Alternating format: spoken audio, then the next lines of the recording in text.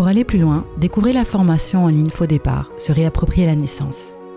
Césarienne, position sur le dos, col qui ne se dilate pas, peur, panique, souffrance. Et si finalement on était tous programmés, avec nos fausses croyances, qui nous rendent dépendantes et les hommes impuissants? Retrouvez cette formation, très facile d'accès. Vous pourrez avoir accès au contenu de façon illimitée. Les vidéos, les podcasts, entre nous. Vous allez vous déprogrammer et sortir de vos peurs, parce que vous allez comprendre que vous êtes capable. Cette leçon en vidéo et 13 en podcast. Tous les sujets concernant l'accouchement et toutes mes recherches, disponibles sur mon site emmacruzy.com et dans la barre d'infos de cette vidéo. Et n'oubliez pas, vous êtes capable.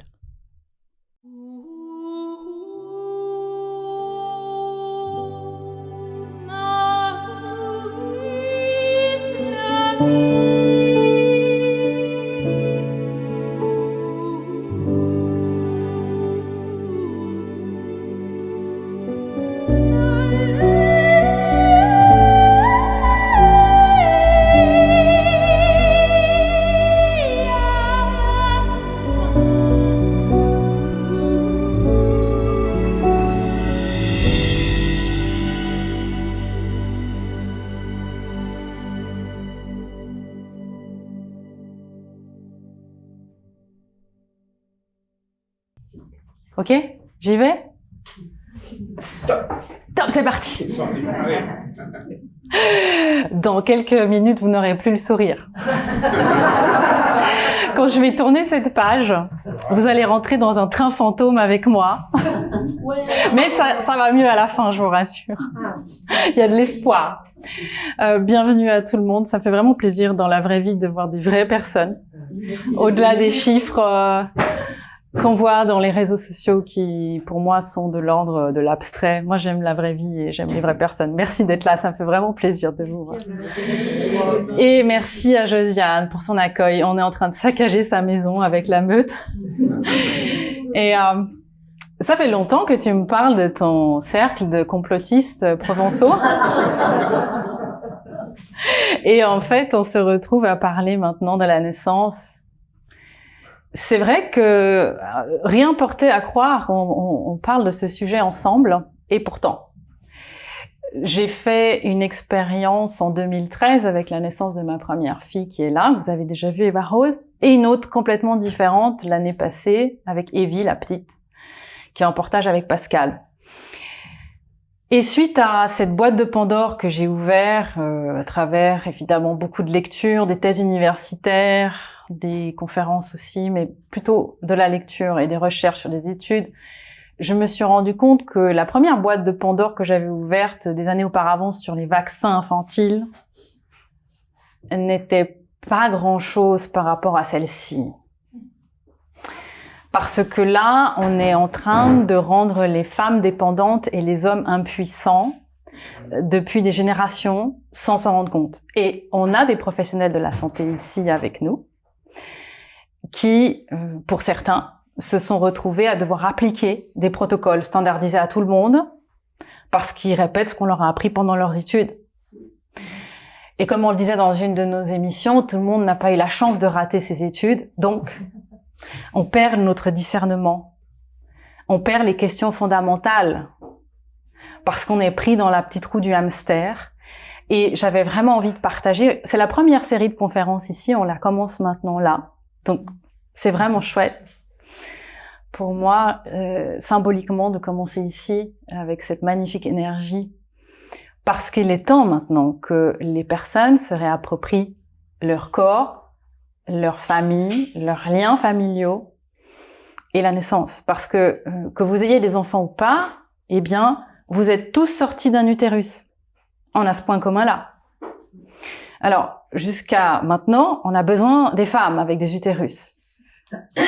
C'est possible que dans quelques années, on n'ait plus besoin des femmes, ni des hommes d'ailleurs, parce que on voit maintenant arriver l'utérus artificiel comme étant une évidence, et puis finalement, ça abîme pas le corps des femmes, on souffre pas. Je sais pas s'il y a des anesthésistes ici, mais on voit à quel point les mouvements féministes aussi, malgré eux, ont causé beaucoup de dégâts, avec des droits. J'ai le droit à ma péri. Et sans s'en rendre compte, une fois de plus, je suis pas là pour accabler les gens, mais probablement plus pour déclencher une série de questions au fond de soi, comme moi je me pose beaucoup de questions, des fois trop même, c'est fatigant. Mais ça permet d'arriver un peu plus à la souveraineté quand on se dit, mais finalement, pourquoi ? Pourquoi ? Alors, je suis arrivée à cette conclusion-là, c'est que l'accouchement n'est pas un mauvais moment à passer. C'est une opportunité pour se connecter à sa puissance. Et quand on goûte cette puissance-là, plus personne nous dira ce qu'on a à faire. Quand on voit pendant 2 ans ce qui s'est passé, des familles atomisées qui se sont complètement splittées, il n'y a jamais autant de divorces. Alors déjà qu'avant c'était pas fameux, mais alors maintenant les gens se sont entre-déchirés, les parents qui parlent plus à leurs enfants, il n'y a plus de dialogue, il y a plus de, on n'échange plus. Maintenant chacun est dans sa secte de pensée, et puis on peut plus apprécier la différence. On doit tous être pareils. On doit tous fermer notre gueule et faire ce qu'on nous dit. Voilà. Mais ça a commencé à l'école. Parce que vous avez peut-être, comme moi, dû lever la main pour aller faire pipi. On vous a appris que vos besoins, eh bien, vous pouviez pas vous connecter à vos ressentis. Moi, il y a une assistante sociale l'autre jour qui m'a dit, vous savez, un enfant de 8 ans, il peut pas savoir ce que c'est que ses besoins. D'accord? C'est une personne qui travaille au service de la protection des mineurs.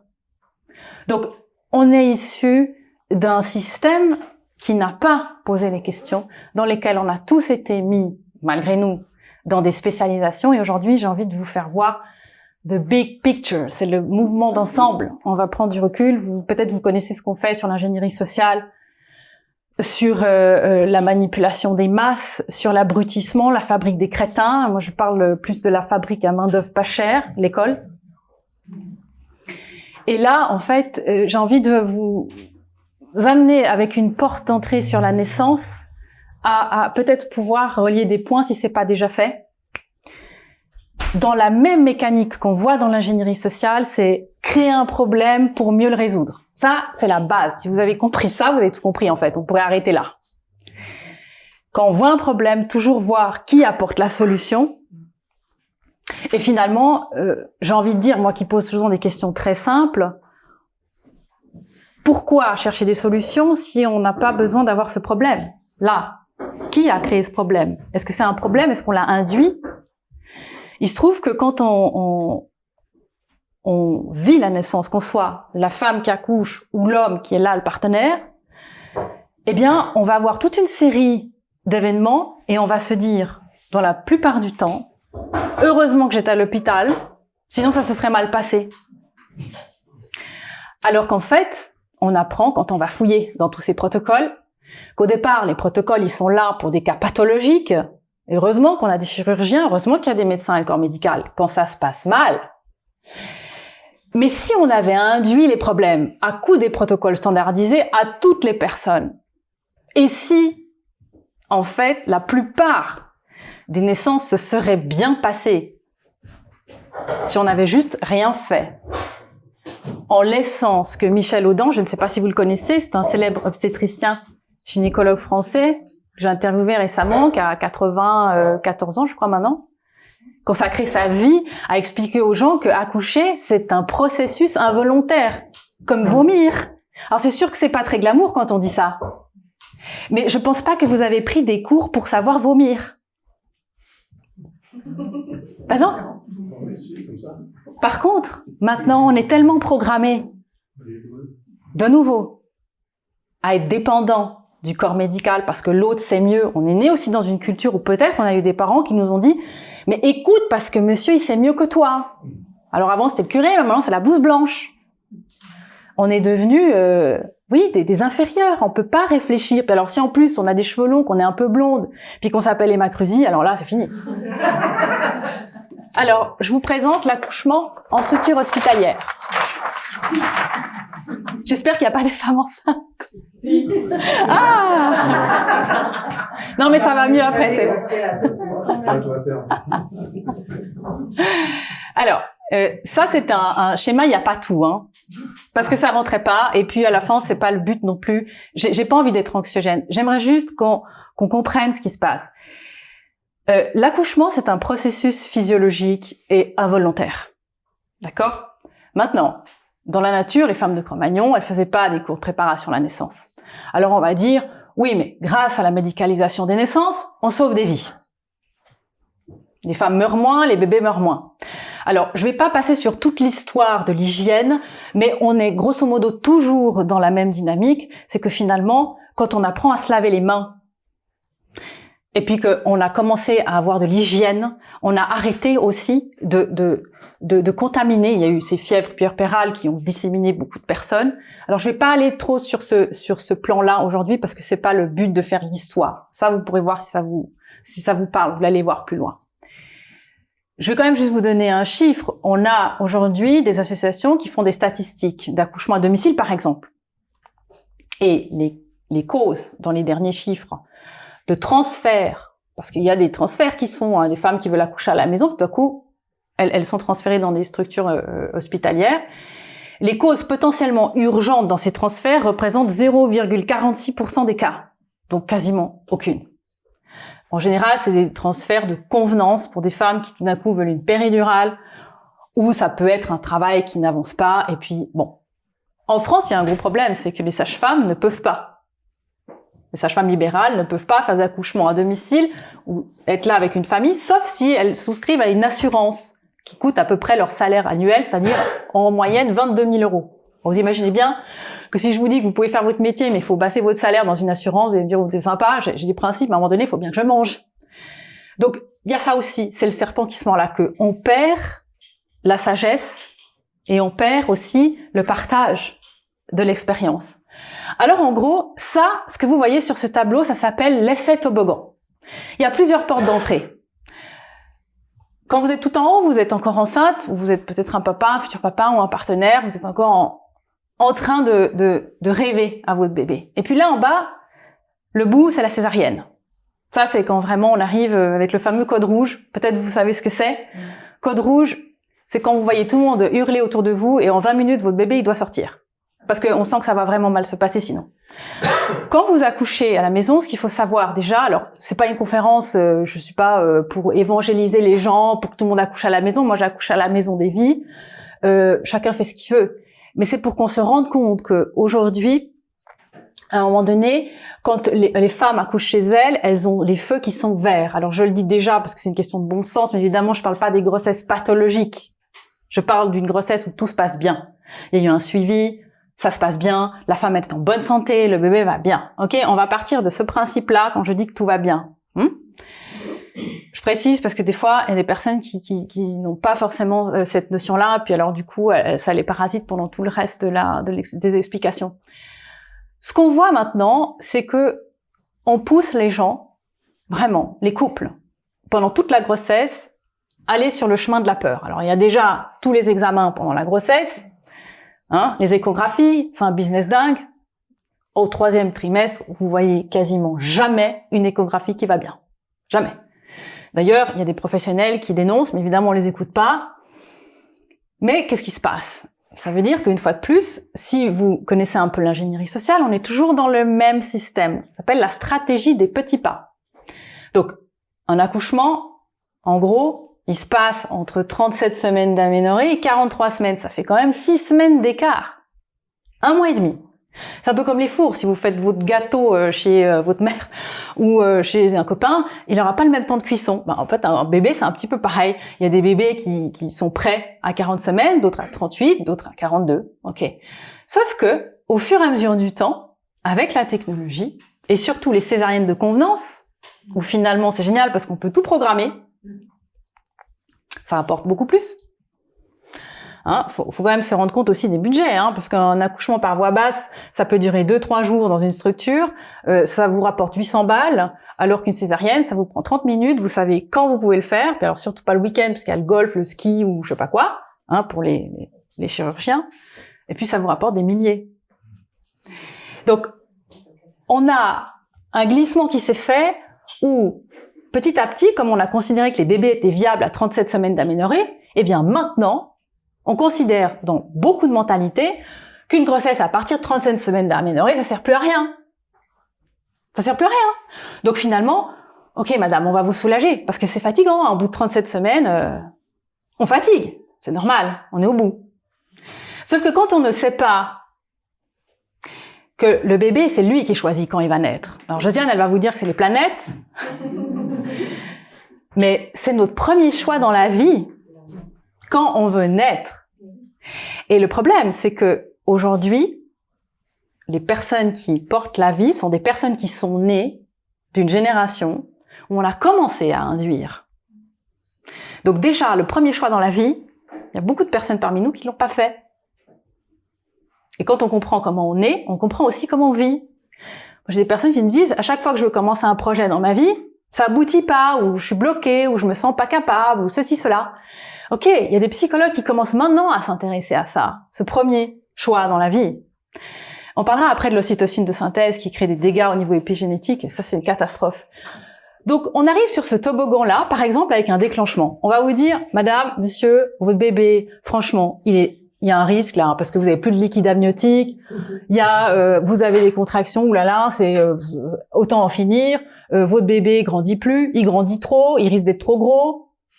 Ça c'est un grand classique. Alors la première cause de problème, c'est justement des bébés en sous-poids. Puis on dit pas aux femmes qu'à partir de 40 semaines d'aménorrhée, les bébés, ils arrêtent aussi de grandir. Ça se calme. La peur. Alors du coup, ça justifie des déclenchements. Qu'est-ce qu'on a dans les déclenchements ? On a des produits, on peut faire des déclenchements avec des prostaglandines synthétiques, on peut faire des déclenchements à l'ocytocine de synthèse, on va y revenir. Juste pour que vous sachiez, parce que maintenant tout le monde parle de Pfizer, mais Pfizer, hein, on le revoit là-haut, là, sur le tableau. Ils ont commercialisé une molécule qui s'appelle le Cytotec pendant 31 ans, qui était plutôt fait pour les traitements préventifs curatifs des ulcères de l'estomac au départ. Ok ? Cette molécule a été utilisée pour faire des IVG médicamenteux, donc des avortements au début, et pour faire des déclenchements. Le problème, c'est que malgré les mises en garde de l'ANSM, ça a été utilisé hors autorisation de mise sur le marché. Ça s'appelle l'AMM, vous avez entendu parler avec les vaccins. Hein ? Il n'y avait pas d'AMM. Les gynécologues obstétriciens les ont utilisés hors AMM. Ça a créé des ruptures utérines, des hémorragies, des morts, pendant 31 ans. Ok ? Et donc là, on est toujours avec les mêmes cocos. Pfizer. Un des plus grands commerçants au monde. Alors, on a quoi ? On a du syntocinon, du pitocin, c'est de l'ocytocine de synthèse. L'ocytocine, c'est ce que vous sécrétez quand vous vous faites des câlins, quand vous mangez un bon chocolat, quand vous êtes bien. C'est l'hormone de l'amour, c'est la colle de la famille. L'ocytocine, c'est l'hormone pulsatile qu'on a besoin pour avoir des contractions. C'est l'hormone de l'accouchement. Cette hormone-là, elle existe au niveau des hormones synthétiques. Et depuis longtemps, maintenant, on déclenche les femmes avec de l'ocytocine de synthèse. On verra après pourquoi on les rend dépendantes. Parce que quand vous commencez à traficoter, il faut continuer. Sinon après, ça se passe mal. Donc ça, on va le voir un petit peu en détail après. Vous avez aussi la rupture artificielle de la poche des os. Ça, c'est un grand classique. Pourquoi on rompt la poche des os des femmes ? On va leur dire, oui, mais ça ira plus vite comme ça. Oui, mais le problème, c'est que si on commence à faire ça pour que ça aille plus vite, et que le bébé est pas assez engagé, vous pouvez prendre des risques que le cordon passe devant la tête. Et ça s'appelle la procidence du cordon. Urgence, code rouge. Alors là, vous vous dites, heureusement que j'étais à l'hôpital, sinon je serais morte. Oui, sauf que si on t'avait pas touché, ma chérie, t'aurais pas eu ça. Mais comme on n'explique pas aux gens tout ça, eh bien, ils continuent de penser que le problème vient d'eux. Alors vous avez aussi maintenant, tout le monde connaît la péridurale. J'ai le droit à ma péri. Moi, une fois, on m'a dit, pourquoi tu veux pas faire la péridurale quand tu vas chez le dentiste te faire arracher une dent? Tu veux pas souffrir, tu fais bien l'anesthésie. Ok, si quelqu'un vous dit ça, c'est qu'il a aucune idée de la physiologie. Parce que quand on sait comment ça se passe, moi je suis pas pour souffrir. Au contraire. Eh bien, on sait que, il y a un moment donné, quand on perd sa mobilité, parce que la péridurale, il faut savoir ce que ça induit, on peut plus bouger, eh bien, vous ne pouvez plus utiliser votre corps comme vecteur pour que vos bébés avancent. Hein, parce qu'on parle beaucoup des mamans, mais les bébés, là, ils se démerdent tout seuls, hein. Eux, ils ont pas la péridurale. Hein. Donc, ça, à un moment donné, il faut le dire aux mères. Évidemment que quand on parle à des anesthésistes, ils sont formés pour soulager la douleur. Donc, évidemment, pour eux, c'est impensable de voir une femme souffrir. Parce qu'eux aussi ne sont pas formés à la physiologie. Ils ne savent pas qu'une femme, elle va faire toute seule sa péri avec des endorphines. Mais pour ça, il faut qu'on lui fiche la paix. Il faut qu'on préserve autour d'elle, et ça, je vais vous parler après du rôle des conjoints et des partenaires, capital, ou des doulas, on a des futurs doulas dans la pièce. Eh bien, tout ça, ça existe. Les femmes peuvent créer elles-mêmes leur péridurale. Mais pour ça, il faut leur laisser l'espace et les laisser tranquilles. Une fois qu'on arrive sur ce toboggan, donc pourquoi je parle de toboggan? On prend l'exemple de la péridurale, ça fait quoi? Ok, madame, vous devez rester dans votre lit. Vous devez rester dans un lit. Vous pouvez plus bouger. Donc à partir du moment où on est sur le dos, le bébé il a plus la gravité. Donc il peut plus descendre. Et à quoi ça sert un bébé qui descend? Eh bien avec les contractions, la tête elle appuie sur le col de l'utérus qui doit lui s'ouvrir. Donc si vous enlevez cette gravité, le col il se dilate moins vite, ça ralentit le travail. Qu'est-ce que vous devez faire? Injecter du syntocinon. Bon, ça peut être du pitocin selon où on est. Ocytocine de synthèse. Très bien. Ça veut dire quoi? Eh bien que dans ce cas-là, votre cerveau n'en produit plus puisqu'il existe déjà là dans le sang. Il arrête d'en produire. On verra après pourquoi c'est important d'en produire. Parce que quand votre bébé va sortir, c'est là qu'il va falloir l'ocytocine. La colle de la famille. La position sur le dos. Alors ça, je crois qu'au niveau des plus grosses conneries de l'humanité, c'est ça. Julie Bonaparte, qui est la marraine de l'émission Faux Départ qu'on a créée l'année passée, qui a formé les professionnels et qui continue depuis plus de 30 ans, elle me disait s'il y a une chose à enlever des salles d'accouchement, c'est le lit. Parce qu'on est programmé quand on voit un lit de se mettre dedans. Bah évidemment, c'est sympa. Puis les partenaires, ils vont se dire, bah, ma chérie, va te reposer, tu seras mieux dans un lit. C'est normal quand on sait pas. Eh bien, si ici il y a des conjoints qui veulent bien faire, surtout préservez votre femme d'un lit. Enfin, pour faire les bébés, c'est bien, mais après, il faut le dégager. Donc là, du coup, la position sur le dos, pourquoi je l'ai mis dans porte d'entrée de cet effet toboggan? Parce que rien que déjà, le bassin, là, il est fermé à plus de 30%. Donc nous, on veut un bassin large. Non, mais on met les femmes sur le dos. Ça va fermer le bassin. Le bébé, il va devoir lutter contre la descendre, remonter par-dessus le sacrum, le coccyx et ressortir. Bon, alors déjà, chapeau, hein. Franchement, les bébés, chapeau. Mais quand une femme est enceinte en fin de grossesse, on lui dit, surtout, ne dormez plus sur le dos. Parce que votre bébé, comme il prend du poids, il va appuyer sur la veine cave, il va appuyer sur la aorte, et puis il peut plus s'oxygéner aussi bien. Par contre, on met les femmes sur le dos pour accoucher. Les gens posent même plus de questions. C'est comme ça, on verra après aussi, dans ce train fantôme, d'où ça vient. C'est ces programmations qu'on a de voir une femme accoucher sur le dos. Vous allumez la télévision, vous avez vu des femmes accoucher à quatre pattes dans les séries télé? Est-ce que vous avez vu une femme aimer accoucher dans une série télé ou c'est plutôt le stress, le brancard, les urgences, le chéri qui tient la main, vas-y ma chérie, vas-y, la sueur. C'est ça. On est programmé comme ça. Hollywood, c'est ça. Sans parler de la poche des os qui se rompt partout, il y en a partout, c'est le stress, alors que seulement 10% des femmes ont la poche des os qui se rompt avant le travail. Oui, voilà. Il y a des femmes qui m'ont même dit « Ah mais moi je n'osais plus sortir chez moi, j'avais peur de me retrouver avec de la flotte partout ».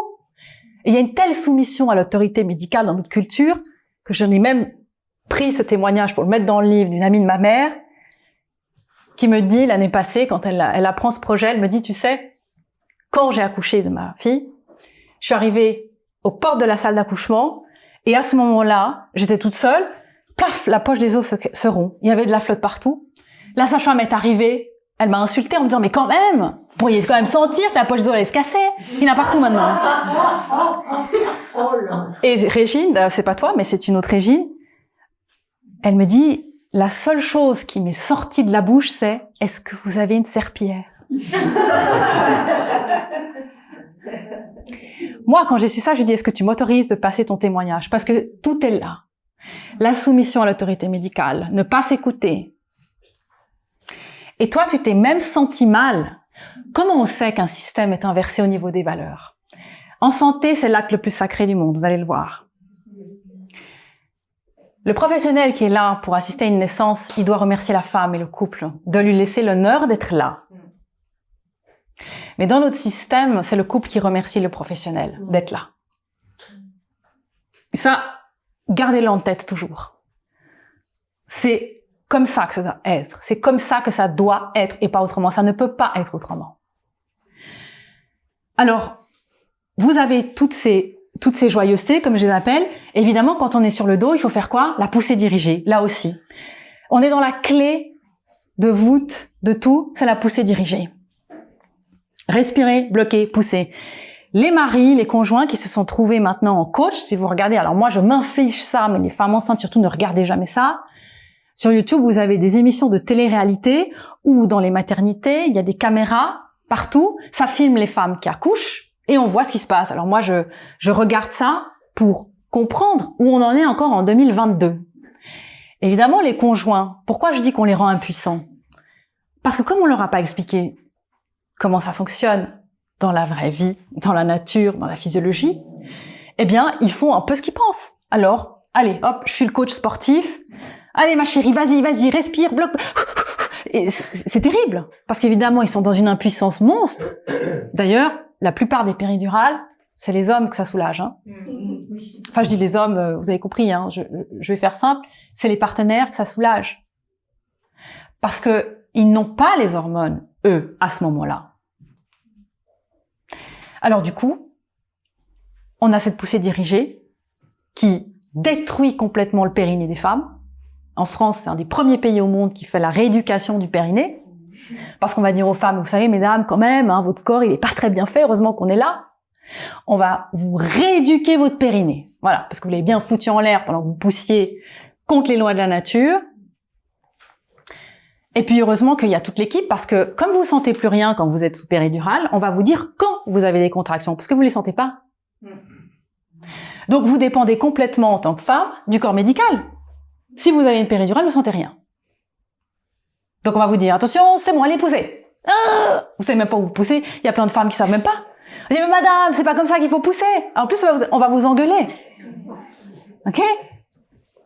Et puis comme on vous a mis un monitoring, comme moi j'ai là, sur votre ventre en continu, parce qu'on va se dire, il faut écouter le cœur du bébé. Vous allez voir après d'où ça vient, ce truc. C'est extraordinaire aussi. On va vous dire, le cœur du bébé fatigue là. C'est pas possible. Là, il faut pousser. Hein. C'est pas possible. Hein. Il fatigue le bébé. Hein. Donc, soit il sort, soit c'est code rouge. Hein. Moi, on me l'a fait pour ma première expérience. Donc, je suis passée par les deux extrêmes. Hein. J'ai pas eu la césarienne, mais j'étais justement dans le cas de figure. On m'a dit, madame, faut y aller là. Hein.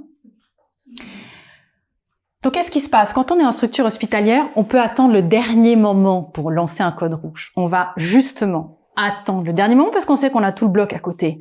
Et c'est souvent là. Donc, moi, je répète ce que les sages-femmes viennent me dire en coulisses parce qu'il y en a beaucoup qui parlent, mais il y en a très peu qui osent dire. Surtout celles qui travaillent dans les structures. Quand on est justement dans un accouchement à la maison, on repère bien avant s'il y a un problème qui peut arriver. La catastrophe, l'urgence de dernière minute, c'est un mythe. Et c'est là où on se rend compte que quand on comprend comment ça se passe, on se déprogramme, on sort de la peur, des fausses croyances, et on commence à pouvoir mettre un pied dans la souveraineté, un tout petit pied. Évidemment, l'épisiotomie, alors ça, je me suis toujours demandé si les hommes accouchaient, s'ils auraient accepté qu'on leur coupe un bout du pénis. Je sais pas, hein, c'est une question. Bon là, en l'occurrence, c'est pas de bol, c'est tombé sur les femmes. C'est différent. Alors, l'épisiotomie, c'est une incision du périnée qu'on a vendue comme étant quelque chose qui allait accélérer l'accouchement parce que il y a une prémisse qui est là, qu'elle a dure depuis très longtemps, c'est que plus ça va vite, plus c'est sûr un accouchement. Faut vite, faut qu'il sorte, c'est dangereux. Alors pas du tout. Un accouchement, c'est pas dangereux en fait. Hein? Quand la grossesse se passe bien et que la femme est à bas risque, c'est pas dangereux si on vient pas traficoter. Donc là, on a vendu l'épisiotomie comme étant plus facile. Puis ensuite, on a dit non, mais il faut qu'on dise aux mères qu'il y a quand même un avantage. Alors on a commencé à dire aux femmes, ça prévient les déchirures. On va vous couper pour pas que vous vous coupiez toute seule. Extraordinaire. Non mais là, ça vous fait rire. Mais figurez-vous que c'est l'opération chirurgicale qui a été la plus pratiquée à certaines années. Et les gens, les obstétriciens le faisaient, sans se poser la question, parce qu'on leur a appris ça. Donc, on sait que, surtout maintenant, vous avez vu, depuis 2 ans, ce que c'est que le besoin d'appartenir à un groupe, hein, les médecins qui disent rien parce que sinon ils se font dégager de leur groupe, ça c'est pas réservé au monde des naissances, hein, c'est partout pareil. Donc, on a vu ça comme étant la grande avancée qui allait sauver les femmes et leur périnée, alors que l'épisiotomie, c'est l'équivalent, pour que vous vous rendiez compte, d'une déchirure au 2e degré. Donc, forcément que ça induit des déchirures au 3e, 4e degré, des lésions au sphincter anal. Ça, c'est génial, hein, quand vous avez ça toute votre vie. Oui, ça augmente. En fait, imaginez, vous avez un bout de tissu, ok? Vous faites une incision au ciseau en haut. Maintenant, essayez de déchirer. C'est plus facile de déchirer un tissu quand il est neuf ou si vous avez fait une petite incision au ciseau. Voilà. C'est aussi logique que ça. C'est aussi bête que ça. Mais on a dit aux femmes, vous savez, on va vous faire des points de courtoisie après. Ça s'appelait aussi les points du père. On recousait les femmes bien serrées et on les mettait aux normes masculines. Du coup, tout le monde s'arrangeait. C'était très bien comme ça. Et j'invente rien. Ce sont des choses qui se sont passées. Des points de courtoisie. Et les points du père, pourquoi? Les points du mari? Les points du mari. Voilà. Pour resserrer les vagins, tout simplement.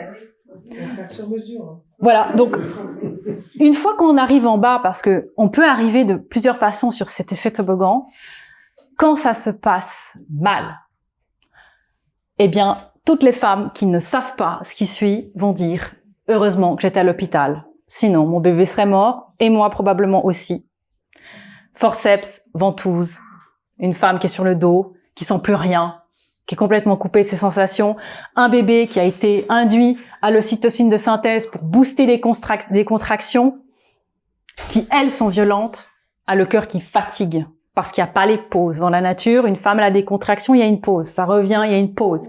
Et c'est pendant les pauses que les bébés s'oxygènent. Quand vous induisez des contractions, même en 2022, on ne sait pas faire comme la nature. Les bébés sont en stress. Okay? Quand le bébé sort, avec des contractions pareilles, il s'en est pris plein la tronche. Évidemment qu'il fatigue. Alors évidemment, heureusement que ça finit pas en drame à chaque fois. Mais au-delà de ça, si maintenant, en 2021, il y a eu plus de 700 000 naissances en France, toutes les 4 secondes, il y a un bébé qui arrive sur Terre. Si les femmes et les hommes, eux, avaient su comment ça se passait dans la physiologie de la naissance, si les hommes avaient pu préserver comme étant les gardiens du temple, je vais vous expliquer ça après, et les femmes allaient connecter leur puissance, au-delà du fait que c'est sécuritaire, vous avez affaire à des couples qui sont soudés, qui sont des équipes, qui sont collés en famille, et à qui on va pas dire ce qu'ils doivent faire avec leur enfant, ni à qui ils doivent le laisser en pâture, notamment pour avoir un masque sur la tête, pour passer 8 heures par jour à l'école. Ça a commencé comme ça, mon questionnement. Quand j'ai vu des enfants de 6 ans aller à l'école toute la journée avec des masques, donc en hypoxie, et je me suis dit, mais comment les parents peuvent laisser faire ça? On oublie les oui, mais on a tous des raisons. Je dis pas que c'est facile. Sauf que, effectivement, quand on voit que l'ocytocine de synthèse qu'on donne aux femmes qui accouchent de façon standardisée, quand le bébé est à l'épaule, quand le bébé a la tête qui sort, il n'est même pas arrivé sur Terre, on injecte aux femmes de l'ocytocine de synthèse pour prévenir l'hémorragie de la délivrance. Eh bien, ça crée justement des problèmes au moment où il y a l'empreinte familiale. On le verra après. Là, vous avez maintenant un accouchement en physiologie. Il y a déjà moins de choses.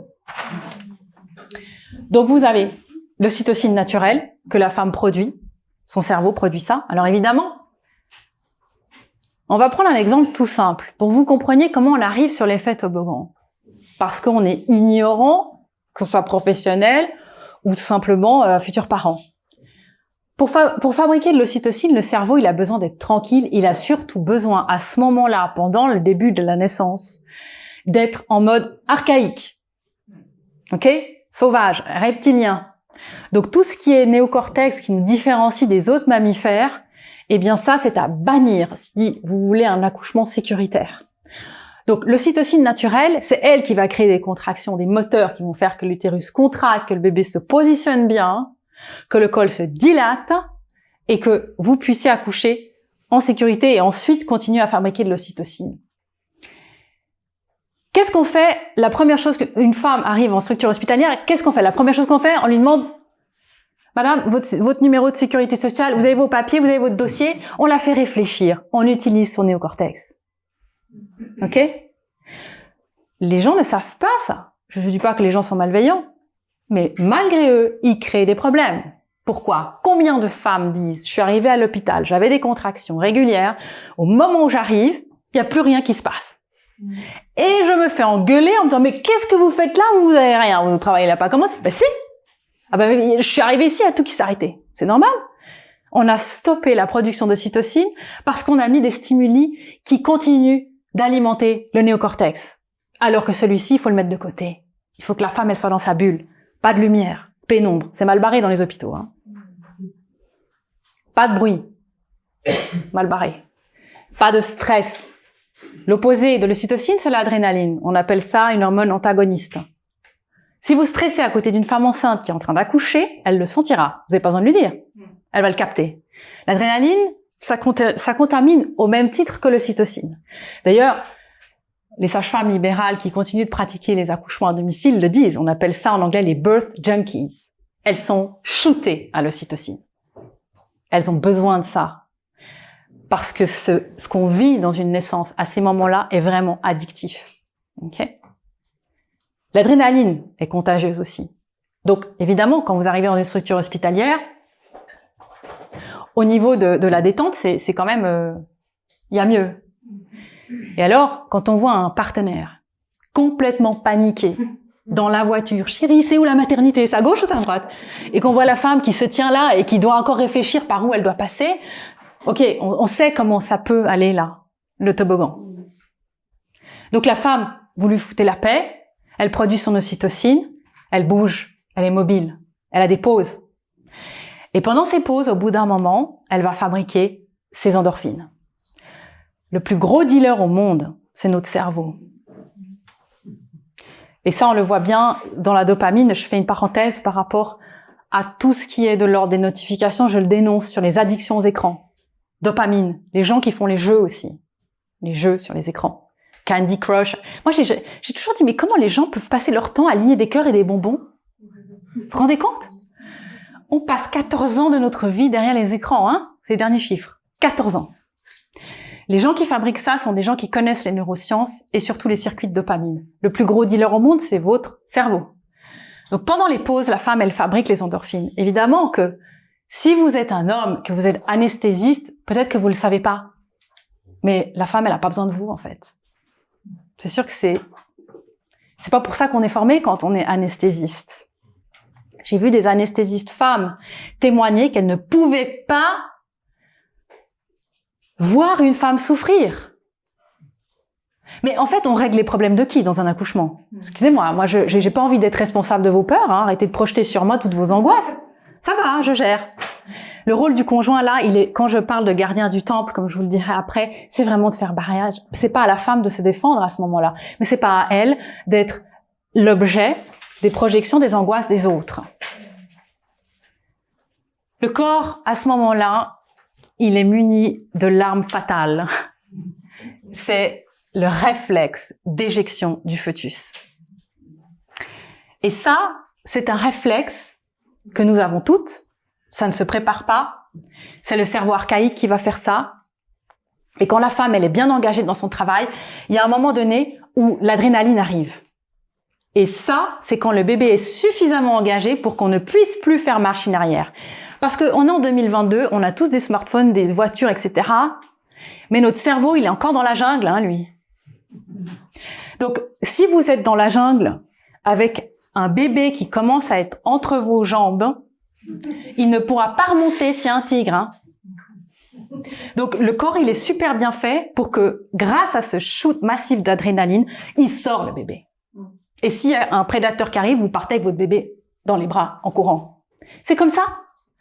Sauf que le décor, la perception de la réalité a changé. On parle toujours des mêmes mécanismes. Mais ce qui compte, c'est votre perception de la réalité. Vous pensez que vous êtes dans un monde où il y a du progrès, où il y a de la technologie, mais votre corps et vos cellules fonctionnent encore comme dans la jungle. Que vous le vouliez ou non, accoucher est un processus involontaire. Vous ne pouvez pas contrôler. Votre col de l'utérus est un sphincter. Vous pouvez pas lui dire ouvre-toi. Il va pas s'ouvrir sur commande. Imaginez-vous que dans les années 1800, on a voulu même tester l'électricité pour ouvrir les cols de l'utérus. Non, mais ça a été loin, hein. Donc, ce réflexe d'éjection-là fait que votre corps pousse tout seul. Tout seul. Vous avez rien à faire. Sauf que il pousse pas comme ça, comme la poussée dirigée de haut en bas où il y a tout qui descend, il y a le bébé, les organes et tout, hein. Il pousse comme ça. Donc, vous n'aurez jamais assez d'abdos dans votre vie pour amener votre bébé contre votre colonne vertébrale. Il y a tout qui descendra par un mouvement horizontal. Et ce qui est extraordinaire dans ce système-là, c'est que votre périnée est protégé. Il y a très peu de déchirures. Les bébés sortent tout seuls. Et à ce moment-là, vous avez surtout, ce qui est très important, une autonomie au niveau de l'ocytocine. La bête noire des obstétriciens, souvent on pense quand on ne sait pas, que ce qui est dangereux, c'est d'accoucher. Ce qui fait peur aux obstétriciens, c'est l'hémorragie de la délivrance. C'est pour la mère. En gros, l'accouchement, il n'est pas terminé quand le bébé sort, il est terminé quand le placenta sort après le bébé. Et que la femme va bien. Et pour que le placenta sorte, il faut que de nouveau des contractions reviennent. Parce que souvent les gens, ils font quoi? Regardez, bon, regardez pas du coup, mais si vous êtes un peu chercheur, regardez ces émissions-là dont je parle. Le bébé sort, ils sont déjà tous avec les téléphones portables en train de publier sur Instagram. Ouais, on s'en fout, on a de l'ocytocine de synthèse. Oui, ok. Alors du coup, ça relance les contractions. Et puis, du coup, le placenta sort, ça ferme les robinets, hein, j'image, hein, ça va plus vite. Et du coup, ça prévient ces fameuses hémorragies. On considère une hémorragie au-dessus d'1 millilitre de sang. Ok. Le problème, c'est que quand je parlais d'épigénétique tout à l'heure, je ne sais pas si c'est des sujets qui vous intéressent, mais jusqu'à il y a pas longtemps, on disait que finalement tout venait de notre carte génétique. Tout notre sort de vie était dans notre génome. Alors que l'épigénétique a dit non. Bah, Bruce Lipton d'ailleurs, la biologie des croyances, que tu m'as fait lire il y a fort longtemps, nous apprend que les cellules réagissent, et notre génome aussi, à l'environnement. Donc c'est génial, c'est une super nouvelle. Rien n'est perdu. Vous n'êtes pas condamné parce que votre mère a fait un cancer du sein, comme Angelina Jolie, elle se fait toute dégager, comme ça c'est fait, parce que je suis sûre que j'en aurai un vu que maman en a eu un. Non, l'épigénétique nous dit non. Mais du coup, dans l'autre sens, ça marche aussi. Ça veut dire que si vous commencez à traficoter l'ocytocine pendant un accouchement, on sait que les hormones passent la barrière placentaire. Si la mère reçoit de l'ocytocine de synthèse, le bébé la reçoit aussi. Et on sait aujourd'hui, ça a été prouvé dans des études, eh bien que l'ocytocine dépend de ses récepteurs pour qu'elle puisse exprimer tout ce qu'elle a à exprimer. Et les récepteurs dépendent du contexte épigénétique d'une personne. Aujourd'hui, on a des hypothèses qui sont vraiment fondées sur le fait qu'il est probable qu'on ait créé des générations de dépressifs parce que des générations de bébés ne sont plus capables de produire assez d'ocytocine pour justement favoriser 2 hormones nécessaires au bonheur, les endorphines et la sérotonine. Tout est lié. Alors comment on fait pour revenir en arrière quand on se dit bah mince, moi j'ai... Parce que vous le vouliez ou non en structure, vous avez reçu les injections d'ocytocine parce que ça fait partie des protocoles standardisés à toutes les femmes, même si vous avez eu un accouchement physiologique. On se dit mince, bah du coup comment je fais alors?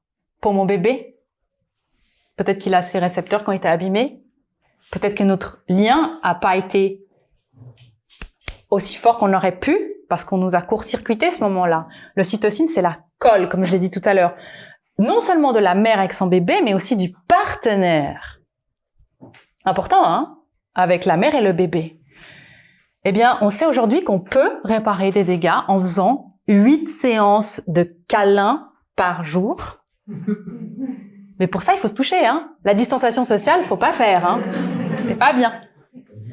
Ouais, bah du coup, c'est mal parti, hein. Parce qu'on apprend aux enfants qu'il faut pas trop faire des bisous. Donc, peau à peau, câlin, etc. Donc ça, je vous ai déjà parlé de la date prévue d'accouchement qu'on appelle DPA. Comme on s'est dit, finalement, 43 semaines, à l'époque, 43 semaines d'aménorrhée, c'était tout à fait normal, une femme. Maintenant, vous oubliez, hein. Une femme à 40 semaines, 41, ça dépend des pays, c'est pas pareil partout. Là aussi, c'est génial, hein. Vous êtes en France, c'est pathologique. En Suisse, ça l'est pas. 1 ou 2 jours près. Les femmes doivent aller faire des contrôles. Alors, déjà là, quand on entend des témoignages comme une femme pour sa première grossesse qui dit, moi, j'étais à 2 jours avant mon terme. J'arrive à l'hôpital, le gynécologue me fait un monitoring, donc séance de monitoring, alors on vous assied sur une chaise, on vous fout des scratchs, puis on regarde le rythme du bébé, on fait une échographie, et on me dit, oui, tout va bien, super. Bon, on déclenche ce soir. Ah bon, mais pourquoi? Mon terme, c'est dans 2 jours. Ah vous pouvez rentrer chez vous, madame, hein. Mais à partir de maintenant, il y a un risque de mort fœtale. Voilà.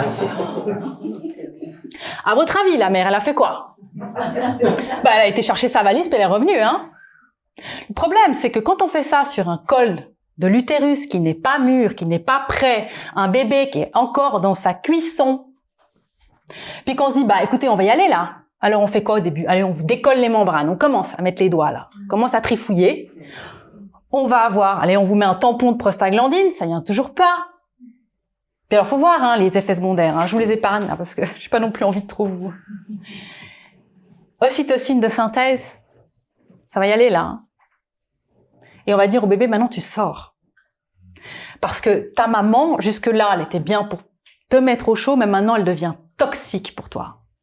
Moi, je suis très, très attachée au message énergétique qu'on transmet non seulement à la mère, mais aussi au bébé. Vous imaginez, premier choix de la vie. Tout allait bien. Hein? Donc, une fois de plus, une femme qui s'est retrouvée à devoir porter l'anxiété d'un professionnel qui est formé à la pathologie. Dites à un obstétricien, mais observe la femme. Il va dire, je sais pas, moi, on m'a formé pour régler des problèmes. Donc, moi, je viens pour régler des problèmes. Donc forcément, j'en vois partout. Ça fait des années qu'on me montre toutes les pires horreurs. Évidemment qu'il y en a. Sauf que la majorité des femmes ont des grossesses à bas risque. Pourquoi on va standardiser tout ça à tout le monde? Pourquoi on vient embêter une femme et son bébé? Tout se passe bien. On va lui dire, mais madame, votre corps est dangereux. Et puis alors à la fin, on va lui dire, désolé, heureusement qu'on était là, hein, parce que votre col, il voulait pas s'ouvrir. Combien de femmes, parlez autour de vous, vous diront, mon col voulait pas s'ouvrir. Donc en gros, je suis incompétente. Donc heureusement que le corps médical est venu pour forcer mon corps à obtempérer. Créer un problème pour mieux le résoudre. Il y a quelque chose d'extraordinaire qui est arrivé, alors évidemment c'est ironique, hein, dans notre système économique de rentabilité, la gestion active du travail. Voilà. Donc on est passé du stade où on est des mammifères, enfin moi quand je vois une chatte qui met bas, elle a pas besoin qu'on vienne faire de la gestion active de son travail, quoi. Ça va, elle se débrouille, quoi. Tant qu'on vient pas l'embêter pendant qu'elle met bas. Alors là, je vous ai pas mis les 2 dernières parce que je voulais vous les annoncer en direct, parce que je sais qu'il y en a qui disent, si vous êtes comme moi, vous avez déjà tout lu, hein. Pour vous rendiez compte, en 1950, on considérait qu'un travail devenait pathologique à partir de 36 heures. La femme commençait ses contractions, c'était douloureux. Au bout de 36 heures, on se disait, il y a peut-être un petit souci. 10 ans plus tard, on est en 1960, 24 heures. 1972, 12 heures. 2004, 8 heures. Ok? Entre 1950 et 2004, on a réduit de 36 heures à 8 heures les critères qui font qu'un travail devient pathologique. Vous voulez créer une génération de problèmes? Vous changez les mesures. C'est aussi simple que ça. On le voit dans l'industrie pharma, hein. Vous pouvez créer des malades avec n'importe quoi. Diabète gestationnel. Un exemple tout bête. On vous fait boire l'équivalent de 12 cuillères de sucre pour voir si vous avez des shots d'insuline. Pour quelqu'un comme moi qui ne mange jamais de sucre, je dis, à quoi ça sert? Évidemment que mon corps, il va... Ah oui, mais il faut voir si vous faites du diabète. Donc, en fait, pour prévenir, vous me faites boire 12 cuillères de sucre, c'est ça? Oui. Quelles sont vos tabelles? Parce qu'une femme enceinte, elle a un taux de glucose qui est naturellement plus haut. Elle me dit, ah oui, nous, on prend les tabelles des femmes qui sont pas enceintes. Ah merde alors. C'est fou, hein, il y a plein de choses dans la vie qui se décident au bout d'un couloir avec une poignée de main. C'est tellement simple. Moi, je parle juste de commerce, hein. C'est du commerce. Donc, en 1950, quand on était encore à une considération de 36 heures de travail, il y a un monsieur qui s'appelait Emmanuel Friedman qui a fait une observation sur 500 femmes. Je me suis trompée, c'est pas 5000. S'il y en a qui c'est 500. Vous vous rendez compte? Il y a eu 700 000 naissances l'année passée. Alors, ce monsieur qui était sûrement très gentil, il s'est dit, je vais observer 500 femmes, puis on va voir en combien de temps leur col se dilate, une fois qu'elles arrivent à l'hôpital. Il a observé 500 femmes, et il en a déduit qu'il y avait une moyenne sur ces 500 femmes où le col se dilatait d'1 centimètre par heure. Aujourd'hui, on continue de dire aux sages-femmes et aux professionnels qui sont dans le monde de la naissance qu'un col sauve d'1 centimètre par heure. C'est complètement faux. C'est complètement faux. Quand vous avez une femme qui arrive, qui a mal depuis plusieurs heures, c'est son premier bébé, et puis qu'elle a 3 centimètres, et puis qu'on lui dit, il vous reste 7 centimètres pour être à dilatation complète, parce qu'il faut être à 10, hein. Donc, vous en avez encore pour 7 heures. Elles vont toutes vous demander la péridurale, hein. Parce que vous avez juste pas envie de passer 7 heures encore à vivre ça. Parce que vous ne savez pas que vous avez des endorphines. Vous savez pas tout ça. Et vous savez pas surtout qu'une fois que vous arrivez à, en gros, 5 centimètres, c'est la voie royale. C'est OK, ça le fait. Il y a des femmes qui, en 10 minutes, passent de 5 centimètres à, j'ai une poussée, je pousse. Qu'est-ce qu'on leur dit à ces femmes? Poussez pas! Extraordinaire. Poussez pas. Vomis pas. Ravale. Mais quand vous dites ça à une femme, le réflexe, il ne reviendra plus. Le réflexe d'éjection du fœtus, il ne revient pas si on le casse. Donc après, elle va dépendre, on rend les femmes dépendantes, du coach sportif qui sera à côté pour lui dire quand elle devra pousser. Oui. Juste pour vous rendre compte. En 1969, donc là, on est 19 ans après Friedman, il y a ce qu'on appelle le protocole de Dublin. À partir de là, on se dit on va faire de la gestion active du travail. Un médecin qui s'appelait Audrey Scholl a repris les courbes de Friedman et s'est dit, bon, maintenant, on va voir ce qu'il faut pour qu'un accouchement soit sécuritaire. Donc, toujours dans la même prémisse, il faut que ça aille vite, hein. Donc là, on l'a déjà raccourci. On s'est dit, OK, à partir de 12 heures, un travail, il devient pathologique. Alors, qu'est-ce qu'on fait? On fait des gestes médicaux sur les femmes pour les aider, parce qu'elles sont incompétentes. Nous, les hommes, non, on comprend, j'ai rien contre les hommes, hein, mais en gros, je raconte l'histoire. On va aider les femmes parce qu'elles ne savent pas faire, elles ont besoin de nous. Donc, on va faire la rupture artificielle de la poche des os, hein, et puis surtout, comment on fait pour savoir si une femme, elle dilate tant de centimètres par tant d'heures? Eh bien, on va lui faire le fameux toucher vaginal, la chose inutile, dangereuse parce que des risques d'infection avérés, mais qui fait partie de notre programmation comme étant normale. Déjà, ça fait mal. Maltraitance. C'est. Et on ne demande pas aux femmes si elles ont envie. Parce qu'à la limite, pourquoi pas, si elles veulent savoir où elles en sont.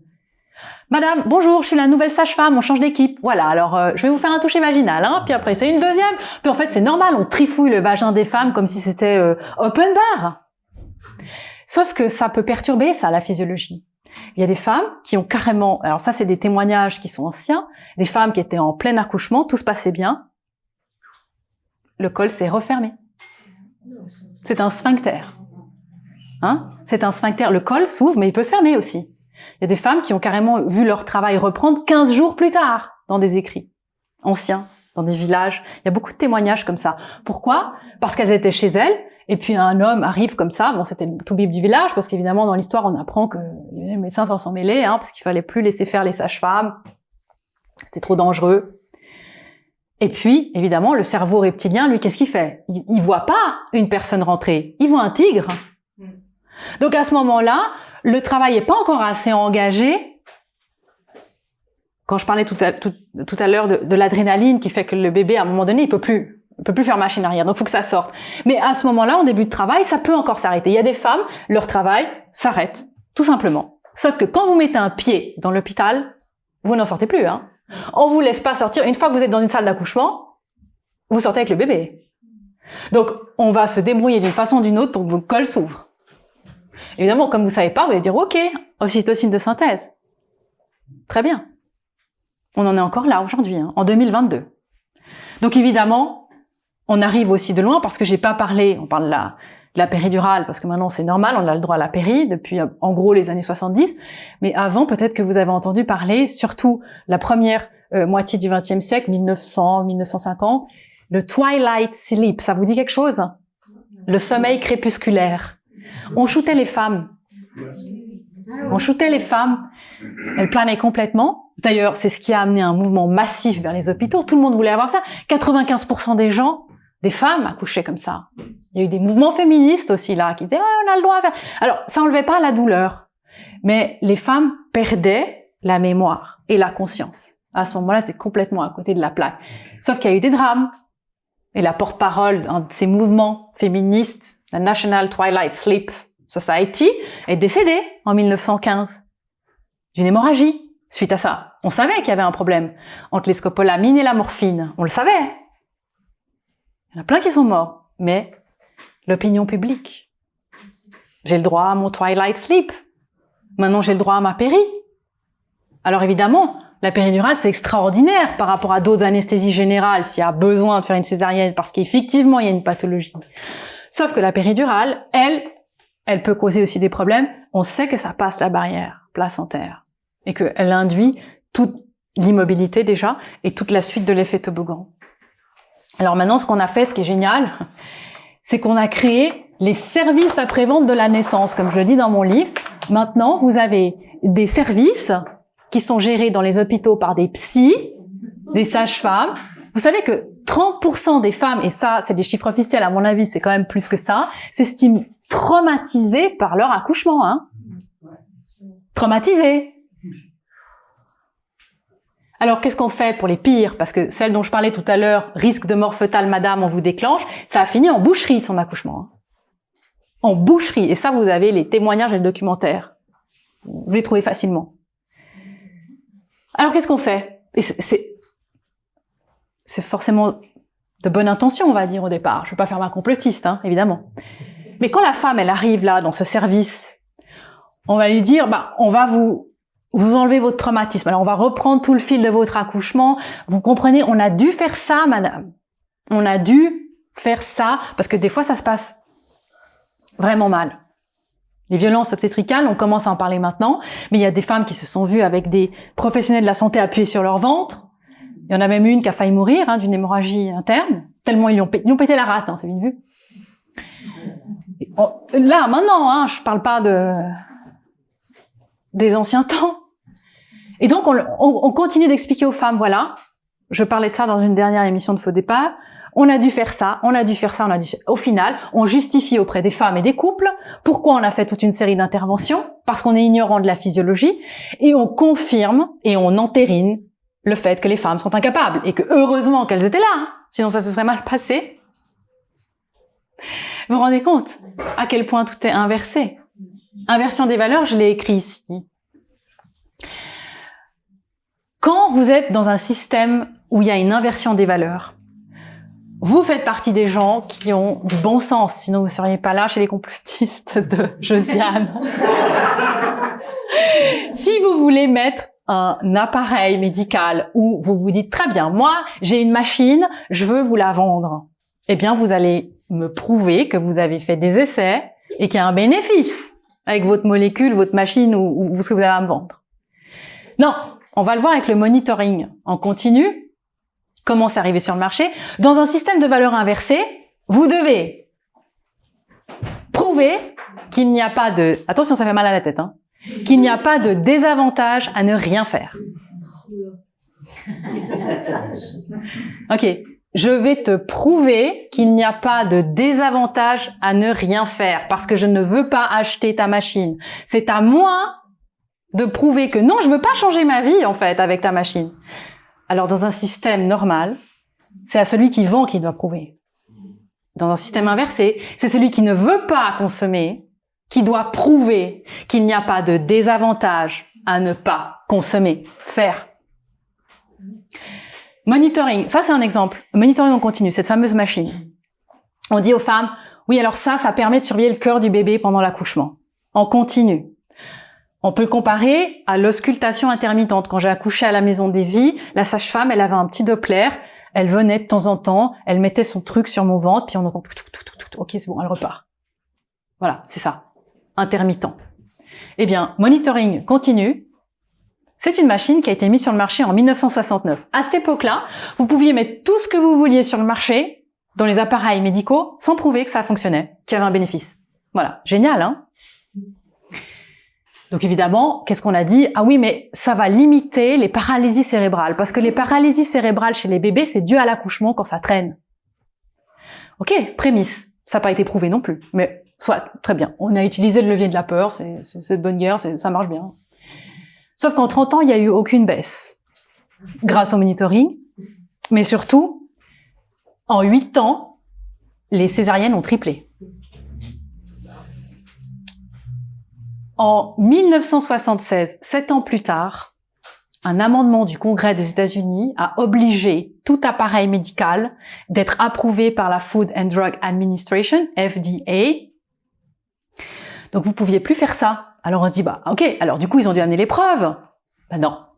Vu que la machine avait été mise sur le marché 7 ans avant, ils n'ont pas jugé nécessaire d'aller chercher au niveau rétroactif des preuves. Donc on est toujours en 2022 avec un monitoring continu, qui scotche les femmes, donc perte de mobilité sur des chaises. On est dans un système de valeur inversée une fois de plus. Pourquoi? Parce que c'est la femme qui doit s'adapter à la machine et pas la machine qui sert la femme et son bébé. Et du coup, ce qu'on a oublié de dire aux sages-femmes qui sortent des études, c'est que le monitoring ne fait pas la différence d'un cœur qui ralentit parce que le bébé est en souffrance ou un bébé qui suce son pouce et qui dort. Voilà. Donc un bébé peut dormir, oui, pendant un accouchement. Pendant sa naissance, un bébé peut dormir. Son cœur ralentit, tout va bien. Sauf que maintenant, devant les tribunaux, parce qu'il y a l'aspect médico-légal dont on ne parle pas, mais maintenant les sages-femmes, quand elles sont en train de travailler, pour chaque femme, c'est au minimum 45 minutes de paperasse, pas passer auprès des femmes, mais pour remplir tous des papiers au cas où il y a un contentieux. Le monitoring fait partie des preuves obligatoires devant les tribunaux s'il y a un problème. Et on ne va pas dire à un professionnel « on vous condamne parce que vous avez créé des problèmes », parce qu'on est toujours dans le même système qui dit que mieux vaut faire trop et foutre la merde que primum non nocere. Pareil, c'est toujours la même dynamique, c'est toujours la même chose. Alors du coup, maintenant, on a des plateaux où il y a des chambres. Les sages-femmes, moi je dis qu'elles sont dans des tours de contrôle parce qu'elles ont des écrans. Et puis c'est plus madame telle, je vais être à son chevet. C'est la chambre 3. Elle est là depuis 20 minutes. Tu vas lui mettre un peu plus de synto pour qu'elle aille un peu plus de contraction parce que dans 10 minutes, il y a l'autre qui va accoucher puis il faut que ça y aille. C'est comme une piste d'atterrissage. C'est la même chose. Vous avez un système de facturation qui est arrivé dans notre système économique où vous avez des petites cases et chaque case correspond à un tarif et à un acte médical. Eh bien, quand vous passez en tant que sage-femme du temps auprès d'une femme qui accouche, il n'y a pas la case correspondante. C'est pas du travail.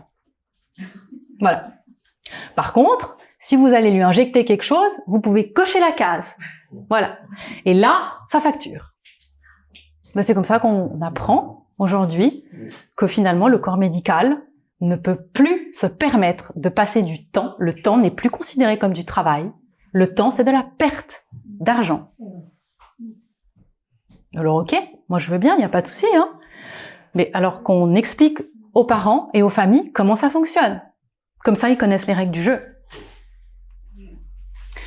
Alors, les cours de préparation, moi j'adore parler de programmation parce qu'on est tous programmés. Les cours de préparation à la naissance, là, vous êtes dans le top de la programmation. Maintenant, il y a des cours de préparation pour les hommes, spécial hommes avec des sages-femmes hommes. Et si vous voyez ça, vous pouvez vous trouver sur Internet. Moi, je les ai regardés à distance. Alors, on voit, ils sont tous là, les hommes. Ils sont assis derrière leur bureau et ils voient un sage-femme homme leur dire, alors voilà ce qu'on va faire avec votre femme. Alors ça, c'est la péridurale. On va piquer là. Donc déjà, on va bien induire que on va faire ça, hein. Et puis, on monte les instruments. Alors, s'il y a besoin d'un forceps, c'est ça. Et puis, s'il y a besoin de ça, c'est ça. Alors, finalement, les hommes, moi, j'ai vu, les hommes, ils se regardent, ils disent, oh putain, ça va pas être jojo, hein. Donc déjà, quand ils retrouvent leur femme après, pour arriver zen le jour de l'accouchement, ils savent déjà la série de joyeuseté. Évidemment que si on continue de considérer qu'il faut répéter tous les risques et tous les problèmes à des gens qui ne sont pas concernés parce que tout se passe bien, on continue de programmer, de mettre les petites graines dans l'esprit des gens. Ça peut se passer mal. Donc du coup, moi je parle vraiment de cette programmation pour les femmes aussi d'ailleurs. Il y a même des témoignages dans des structures où certaines professionnelles disent « Bon, vu que maintenant il y a des taux de césariennes qui ont explosé, moi je propose qu'on explique aux femmes dans leur cours de prépa comment fonctionne une césarienne. » Voilà. Ok, moi je veux bien. Mais comment voulons-nous qu'une femme en fin de grossesse, elle soit dans son mood, dans son état d'esprit d'ocytocine si on n'arrête pas de lui parler des problèmes? Elle veut pas faire un cours d'obstétrique. Elle veut juste mettre au monde son bébé en sécurité. Alors, évidemment, tout ça, si jamais je le résume dans le livre, mais vous pouvez après, vous pouvez les reprendre les feuilles si ça vous intéresse, faire des photos, parce que vous avez peut-être des gens dans votre entourage à qui ça peut servir.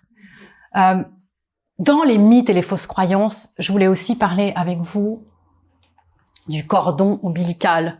J'ai envoyé paître un gynécologue l'année passée, j'étais enceinte, et il me dit « il faut clamper le cordon tout de suite ».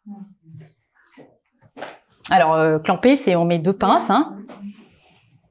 Je dis « mais pourquoi ?» Il me dit « parce que quand le bébé sort, avec la gravité, il peut se vider de son sang si on coupe pas tout de suite. » Le type, je vous garantis qu'il est déjà à la retraite, il exerce plus qu'à mi-temps. Et moi, je me suis dit « mais ce type, ça fait des années qu'il met en danger les bébés avec ses pratiques. » Et il est persuadé, bon, entre parenthèses, il conseille à toutes ses clientes d'aller se vacciner contre le Covid, enceintes.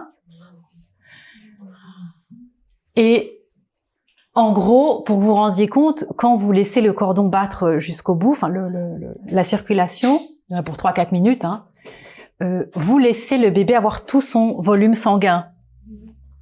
Quand vous clampez tout de suite, vous lui enlevez 1/3. C'est comme si moi je vous enlève 1,5 litre de sang. Voilà, loin. Et donc, qu'est-ce qu'il y a dans le sang? Il y a du fer.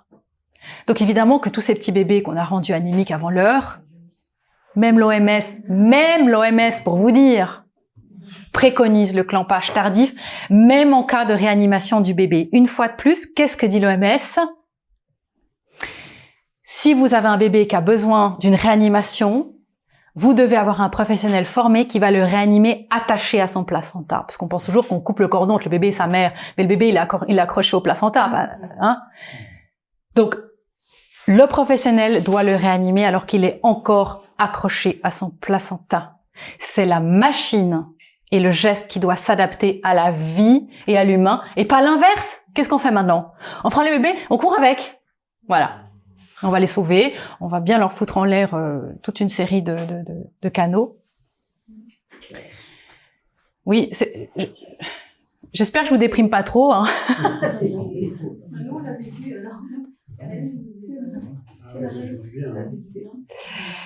Vous avez le mythe, le bébé avec le tour du cordon. Autour du cou, c'est dangereux. Heureusement qu'on a l'hôpital, parce que sinon avec le tour du cordon, c'est la catastrophe. Bon, alors je parle pas des cas rarissimes où le cordon est trop court, ok, il y a toujours le cas qui fait que. Moi, je parle vraiment des grossesses où ça se passe bien, la majorité des cas, ok, c'est énorme. Le cordon, il est dans une gelée, c'est comme le calamar, la gelée de Wharton. Et cette gelée, elle préserve les vaisseaux qui sont dedans. Il y a des veines, il y a toutes les artères dans le cordon. C'est ce qui relie le bébé à son oxygénation. Et quand le bébé sort, même s'il a le cordon autour du cou, il respire comment un bébé? Mais même des obstétriciens vous disent qu'il peut manquer d'air. Mais le bébé, il respire pas par la bouche à ce moment-là. Par le cordon. Eh oui. Donc il a gelé. Essayez de faire un nœud avec un calamar. Essayez de faire un nœud et de serrer jusqu'à ce que ça passe plus. Vous devez être à 2 et tirer comme des sourds de part et d'autre pour que ça se serre. Dans le ventre, comment le bébé il peut faire dans le liquide pour casser cette circulation? C'est pas possible. Faudrait vraiment qu'il y ait... Effectivement, ça peut arriver des cas rarissimes où il y a un problème de gelée de Wharton, mais de nouveau, on fait peur à tout le monde. J'en profite aussi pour placer l'histoire. Vous savez, on a tous tendance à dire, il faut que le bébé, quand il sort, il crie. C'est comme ça qu'on sait qu'il va bien. On est soulagé. Ah, il a crié. Vous savez d'où ça vient? Je parlais du twilight sleep tout à l'heure. Vous vous souvenez? Le sommeil crépusculaire. On shootait les femmes. Qu'est-ce qu'on faisait? Ça passe, on le sait maintenant, les médicaments, toutes ces molécules, la barrière placentaire. Les bébés naissaient complètement shootés et leur réflexe respiratoire était inhibé. On appelle ça de l'apnée néonatale. Qu'est-ce qu'on faisait pour les stimuler? Une bonne claque sur les fesses et hop, ça repartait.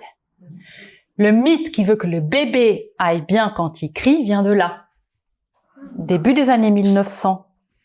La claque à ses nez au bébé, hop, tu iras mieux, tu vas très bien. Évidemment, là du coup, il avait besoin qu'on le réveille. Vous voyez, créer un problème pour mieux le résoudre. Merci docteur. Heureusement, parce que grâce à vous, il respire, sinon il respirait plus. Ah oui, mais pour ça, il faut comprendre l'effet toboggan. Mais vous pouvez y rentrer de plein de façons. Maintenant, vous commencez à tout de suite avoir les lumières qui s'allument. Les taux de césarienne, parce que j'aimerais parler de ça. Vous avez aujourd'hui dans le monde, parce qu'on a commencé avant la gestion active du travail, on était à peu près à 4%. Maintenant, dans le monde, on est autour de 20%, une femme sur 5. En Turquie, 53%. Au Brésil, dans le secteur privé, 85%. Le chiffre est faux, c'est 85%. Les femmes au Brésil ne savent plus qu'un bébé, ça sort par le vagin. Mais les professionnels non plus. Comment vous voulez, en tant que sage-femme au Brésil, pouvoir accompagner des femmes qui accouchent si presque 9 sur 10 demandent une césarienne? Là, à ces chiffres-là, on sait qu'on est dans des césariennes de convenance, pour pas abîmer le corps. Madame, à quoi ça sert? Maintenant, on vous ouvre, c'est vite fait, ça prend 30 minutes, et puis c'est bon, quoi. Ouais. Sauf que le problème, c'est que ce qu'on dit pas, c'est que le bébé, il a besoin des contractions pour finir de préparer ses poumons. Ça masse, ça essore. Donc après, il faut les aspirer, il faut les sortir. Et puis, est-ce qu'on parle de ces premiers vaccins miracles dans toute la flore vaginale de la mère? Non, on parle pas de ça. Donc du coup, voilà. Oui, Claire, comme tu dis. Alors, il y a une femme, sage-femme aux États-Unis, autodidacte, Iname Gaskin, peut-être vous avez entendu parler d'elle. Elle a eu une communauté très très grande à l'époque des hippies, elle vit toujours. Elle a fondé une communauté avec son mari qui s'appelle The Farm, la ferme.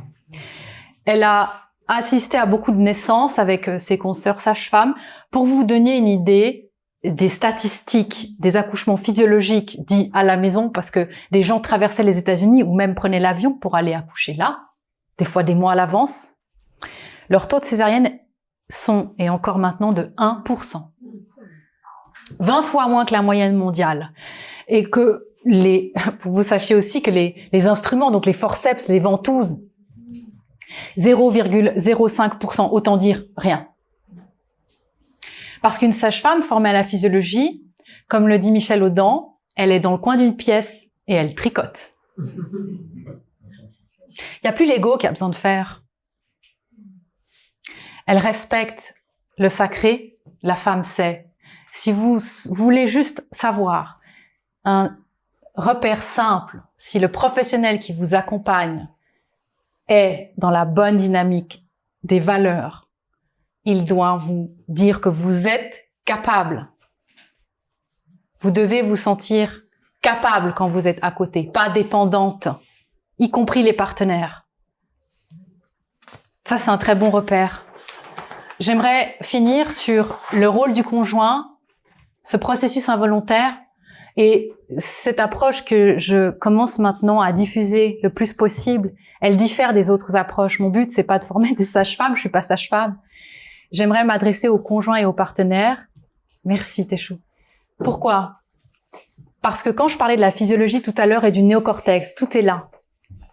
Les femmes ont besoin de se déprogrammer, les hommes aussi, pour rester dans cette ocytocine, cette confiance. Pourquoi les partenaires peuvent apporter des catastrophes, mettre leur femme sur le toboggan sans le vouloir, s'ils sont en panique parce qu'ils ne savent pas? qu'il faut préserver l'ocytocine, ne pas parler à la femme, lui faire confiance et savoir que même quand elle va supplier pour avoir une péridurale parce qu'elle sera à 8 cm de dilatation, elle est en phase de désespérance et que là, elle n'a pas besoin qu'on la prenne en charge, qu'on la sauve et qu'on l'aide, elle a besoin qu'on lui dise « t'es capable, ça va le faire ». À ce moment-là, le conjoint, il a rien à faire, il doit garder le temple. S'il y a quelqu'un qui veut venir faire un toucher vaginal à sa femme, il lui dit « c'est bon, laisse-la, elle n'a pas envie ». S'il voit un obstétricien arriver avec un scalpel pour faire une épisode, il dit « tu touches pas à ma femme, on veut pas, tu restes loin ». Il doit protéger l'espace, il doit protéger aussi sa propre adrénaline envers sa femme. Pourquoi? Parce que quand vous avez un partenaire qui est en panique, malgré lui, il contamine sa femme parce que il lui projette son adrénaline dessus. On sait maintenant que l'adrénaline, elle est antagoniste de l'ocytocine. Et là, vous pouvez avoir des contractions qui s'arrêtent. Vous êtes toujours dans la même dynamique où vous mettez votre femme sur le toboggan de la dépendance au corps médical, aux molécules. Le partenaire, c'est pas vraiment ce qu'il va dire qui est important, c'est ce qu'il va penser. C'est son message énergétique. Une femme, quand vous la traficotez pas, elle capte tout. Pourquoi? Parce qu'elle a accès à des mondes que vous ne verrez jamais. Et c'est là où je dis que c'est l'opportunité pour un homme et un partenaire de faire le plus beau cadeau qu'il pourrait faire à sa femme. C'est de lui dire, cette puissance, je la vivrai jamais. Mais je te porte aux rives.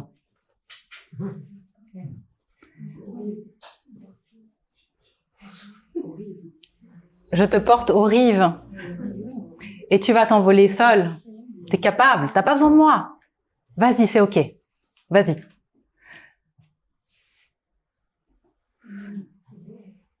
Au lieu de ça, vous avez une atomisation des familles. Il y a beaucoup d'hommes qui disent « je me suis senti impuissant, j'ai vu ma femme partir sur un brancard en césarienne en fait ». Je l'ai vu dire « je veux pas d'épisio ». Combien de femmes? Je veux pas. Vas-y, mais chérie, si le médecin dit... Ils savent pas quoi faire. Ils connaissent pas. Ils savent pas qu'une épisiotomie, c'est une déchirure au 2e degré. Et que si vous coupez un bout de tissu, ça va se déchirer encore plus. Mais si les partenaires savent, ils protègent leur chérie. Et quand vous avez des baby clash postpartum, la pire descente hormonale de la vie d'une femme, tourbillon, trou noir, et que vous avez un partenaire qui était là, eh bien, vous avez beaucoup moins de tension, vous avez beaucoup moins de problèmes aussi. Vous avez des partenaires qui sont beaucoup plus là pour le bébé. Julie Bonaparte, elle a commencé sa carrière en étant médiatrice pour le ministère de la Justice au Québec dans les cas de séparation des couples qui se séparaient des années après. Elle s'est rendue compte que la majorité des couples avaient vécu des accouchements traumatiques où les femmes s'étaient senties abandonnées, incompétentes, les hommes impuissants. Quand une femme, elle est dans sa puissance, elle quitte le monde réel parce qu'elle est complètement shootée aux endorphines. Son néocortex est éteint, c'est une mammifère. Elle va chercher son bébé dans les mondes subtils, invisibles, que aucune autre personne ne pourra contacter. Elle accède à la puissance au-delà de tout ce que vous pouvez imaginer. Et cette femme-là, allez lui dire quelque temps après, mets un masque à ton enfant. Allez dans la jungle, regardez une femelle avec ses bébés. Vous pensez qu'elle va vous dire, oui, va, allez, je te le prête, va. Tu sais mieux que moi. Il n'y a rien qui se mettra en travers de la mère et de son bébé. Et le père, lui, le conjoint, il se mettra devant sa meute. Personne passera. Pourquoi j'insiste tellement sur ce rôle sacré-là? J'appelle ça la réunification du masculin et du féminin sacré. Pourquoi j'insiste? C'est pas tant de dire la naissance, c'est pas, comme je vous l'ai dit, pour évangéliser les gens. Ah, il faut pas de péri. Ah, c'est une initiation, comme certains se coupent des bras pour se sentir plus fort. Ça n'a rien à voir avec ça. La seule personne qui peut dire à une femme que c'est inutile d'aller contacter sa puissance, c'est un homme. En fait. Encore une fois, c'est pas contre les hommes. Mais une fois que les hommes intègrent cette opportunité qu'ils ont de offrir à leur conjointe ce qu'il y a de plus précieux au monde, c'est pas des chocolats et des fleurs, c'est qu'elles aillent elles-mêmes, seules, souveraines, aller chercher leur puissance, se faire transcender par la vie. La main, j'appelle ça la main divine parce que quand on vit ça, on comprend ce que veut dire que ta volonté soit faite. Parce qu'on se dit, je vais crever. Ok, c'est ok. Mais c'est ok, parce qu'on n'est plus en train de réfléchir. Quand on ne sait pas, on réfléchit avec son néocortex. On se dit, oulala, on souffre, oulala, non. La femme, elle est ailleurs, elle ne capte plus rien. C'est une bête sauvage. C'est une déesse. Et les hommes le disent. Chérie, t'as jamais été aussi belle. T'es une déesse. Waouh! Combien d'hommes, à ce moment-là, trouvent leur femme tellement belle, alors qu'il faut voir, hein? Ouais! Mais ça crée des liens extraordinaires. Il y a même des hommes qui témoignent. J'ai jamais eu autant envie de ma femme que quand je l'ai vue accoucher. Parce que accoucher, c'est le même cocktail hormonal que faire un bébé. C'est le même processus. Pour accoucher en sécurité, il faut les mêmes hormones que pour faire le bébé. Alors on voit maintenant de plus en plus une dérive aussi. Je ne vais pas parler de PMA aujourd'hui, mais on commence aussi dans notre culture et dans notre inconscient collectif, notre programmation, à penser qu'on a aussi besoin du corps médical pour faire les bébés. Ça sera l'objet d'une autre conférence si ça vous intéresse. Mais j'ai vraiment envie si on doit garder quelque chose de fort par rapport à tout ce que je vous ai dit, c'est que le processus d'inversion des valeurs est partout. Enfanter est un acte sacré. Vous êtes capable. Et si on veut accéder à une civilisation où on est dans notre responsabilité, la souveraineté et l'autonomie, on doit se réapproprier la naissance. Merci beaucoup.